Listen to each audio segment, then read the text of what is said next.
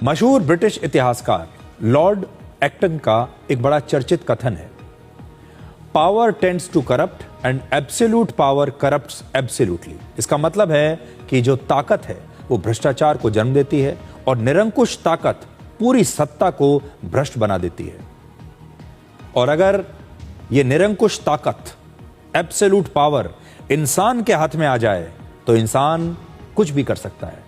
लेकिन जब इंसान के हाथ में ताकत आती है तो इंसान जानते हैं सबसे पहले क्या करता है? वो सबसे पहले भ्रष्टाचार करता है। एक करप्ट इंसान भी पूरे सिस्टम को करप्ट बना सकता है, फिर चाहे वो आर्टिफिशियल इंटेलिजेंस ही क्यों ना हो। पिछले साल सितंबर में अल्बानिया ने भ्रष्टाचार रोकने के लिए दुनिया की पहली एआई मंत्री लॉन्च की थी अपने कैबिनेट में, और उसका नाम है डिएला। उस समय पूरी दुनिया में डिएला की बड़ी चर्चा हुई थी। जो आपकी स्क्रीन पर है, ये है डिएला।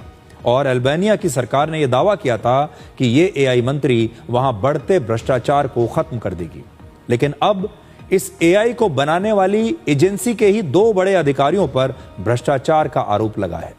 तो अल्बानिया में भ्रष्टाचार बहुत ज्यादा है, जिसकी वजह से वो यूरोपियन यूनियन का सदस्य भी नहीं बन पा रहा। और ईयू की पहली शर्त यह है कि अल्बानिया को अपने सिस्टम में फैले भ्रष्टाचार को पहले रोकना होगा। और इसी वजह से वहां पर एक एआई मंत्री को लॉन्च किया गया।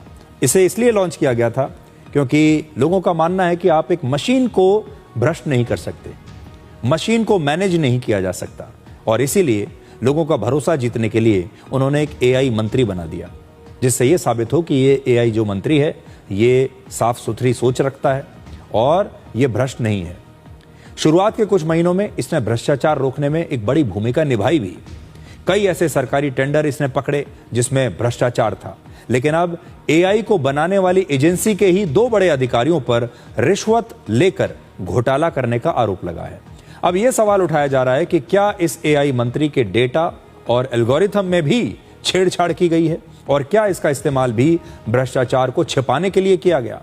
वहां की सरकार ने कहा है कि सारे सवालों का जवाब जांच के बाद पता चलेगा। लेकिन एक बात साफ है कि भ्रष्टाचार से लड़ाई में एआई तब तक एक ताकतवर हथियार नहीं बन सकता जब तक उसकी जो कमान है वो इंसान के हाथ में है।